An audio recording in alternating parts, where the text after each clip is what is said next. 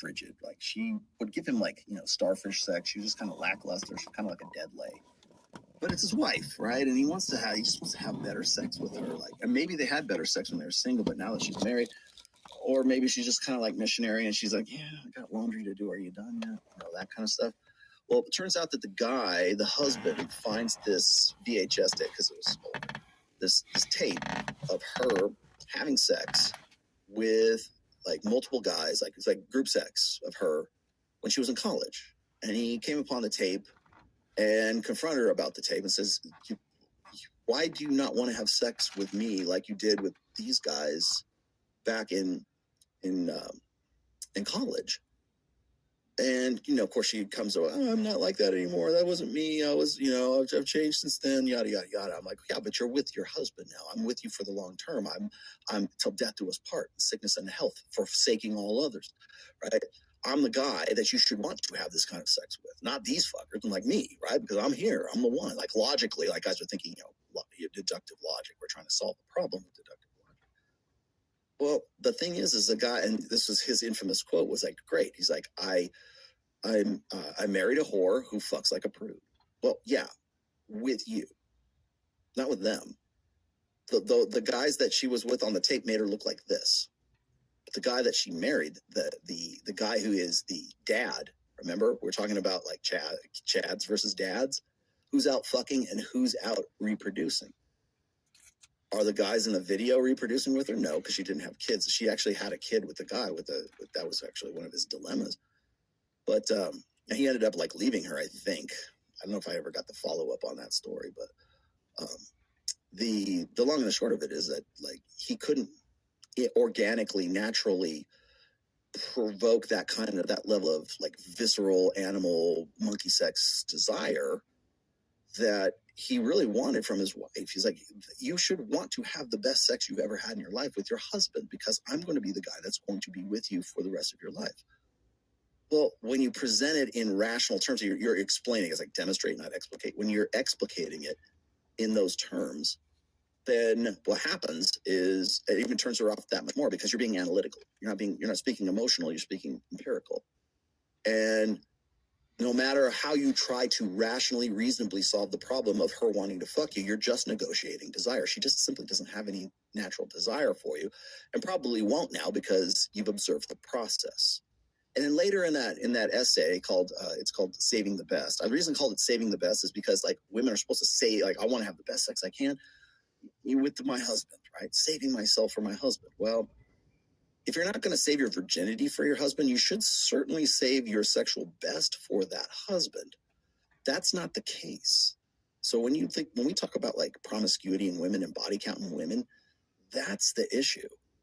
I've explained it this way. I've said, look, men are concerned about like paternity. They want to make sure that you're a good bet for paternity. So if you're a woman who has a high body count, and guys are going to go, I want to fuck her, but recreational use only. I don't want to have a family with her because I don't know if she's going to cheat on me or try to cuck me or whatever else. And maybe that's like silly and stupid and insecure, but it's the innate, evolved, instinctual way of thinking about a woman who has a child already or who is not a good bet for your paternity. That's one aspect of it. The other side of that equation is, am I going to get this woman's sexual best?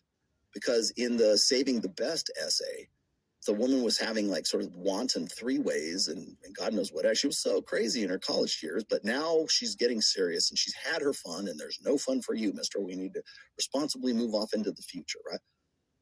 Well, then they're shocked that guys are not forthcoming to want to marry that, because they've already given up their sexual best to a guy who in no way had to jump through the hoops that he has to. He doesn't have to those guys didn't have to qualify for it. All they had to do was be hot, have big dicks, and be ready to go. And so that's another aspect of like when women have more sexual partners, all it does is mean that there's a bigger pool of guys for whom that she has sex with, like the guys in the videotape.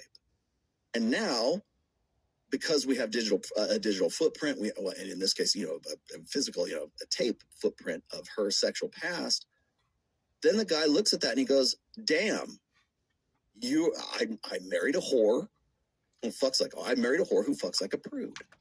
And of course, what she says is, "Oh, it's okay. No, please don't divorce me. I'll fuck you like that. Whatever you want, anal sex, 3 ways, you name it. Well, I'm good. I'll step it up a little bit." That's obligation now. That's not natural desire. She'll do those. Maybe the behavior, she'll behave like that, but she's an actress at that point. He might as well go pay a hooker for a better performance because he doesn't even know the hooker.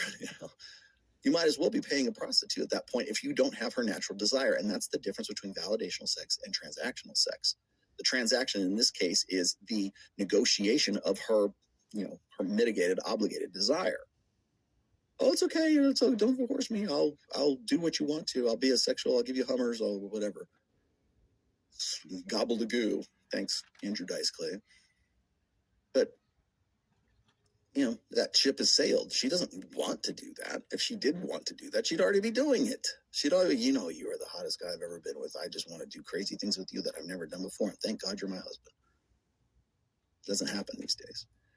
Ladies, that's another reason why higher body count matters to guys. Because in all likelihood, the guys that you can't get over, the alpha widow, like the alpha guys that you can't get over, the jack at the bottom of the fucking sea, that guy, you probably had a better sexual experience with that guy than you ever will with your husband.